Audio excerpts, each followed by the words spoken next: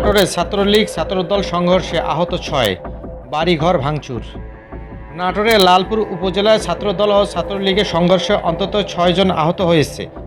এ সময় বাড়িঘর ভাঙচুর ও ফাঁকা গুলি ছোড়া হয়েছে। গতকাল শনিবার রাত ৮টা থেকে ৯:৩০টার মধ্যে উপজেলার রঘুনাথপুর গ্রামে এ ঘটনা ঘটে। নিষিদ্ধ ঘোষিত ছাত্রলীগ প্রতিষ্ঠা বার্ষিকী উপলক্ষে ফেসবুকে পোস্ট দেওয়া নিয়ে সংঘর্ষ হয়েছে বলে পুলিশ জানিয়েছে। লালপুর থানা পুলিশ ও স্থানীয় সূত্রে জানা যায়, রঘুনাথপুর গ্রামের ছাত্রলীগ কর্মী মোহাম্মদ জয় তার ফেসবুক ছাত্রলীগ প্রতিষ্ঠা বার্ষিকী নিয়ে গতকাল বিকেলে একটি পোস্ট দেন। এ নিয়ে লালপুর উপজেলা ছাত্রদলের আহ্বায়ক রায়হান কবির সুইট ছাত্রলীগের কর্মী জয়কে মারধর করেন। পরে জয়ের স্বজনেরা একত্র হয়ে ছাত্রদল নেতা রায়হান কবিরকে ধাওয়া দেন। ধাওয়া খেয়ে নিরাপদ স্থানে চলে যান রায়হান কবির। রাত ৮টার দিকে রায়হান কবির ও তার সহযোগীরা জড়ো হয়ে রঘুনাথপুর গ্রামে গিয়ে আওয়ামী লীগ নেতা আব্দুল মান্নান, তার ছেলে মোহাম্মদ সোহাগ, নাতি মোহাম্মদ জয় ও স্বজন ও রিয়াদকে মারধর করেন।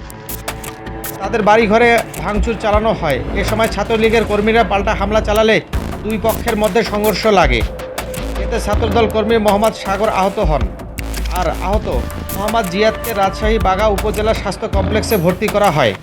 আহত বাকি ৩ জন স্থানীয়ভাবে চিকিৎসা নিয়েছেন।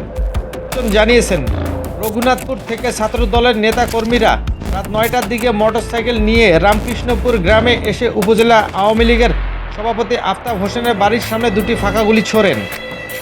এরপর লালপুর ত্রিমোহিনী সিনেমা হল মোড়ে উপজেলা বিএনপির সদস্য সচিব হারুনার রশিদের চাচাতো ভাই যুবদল কর্মী রকুনুজ্জামানের ওপর হামলা চালানো হয়।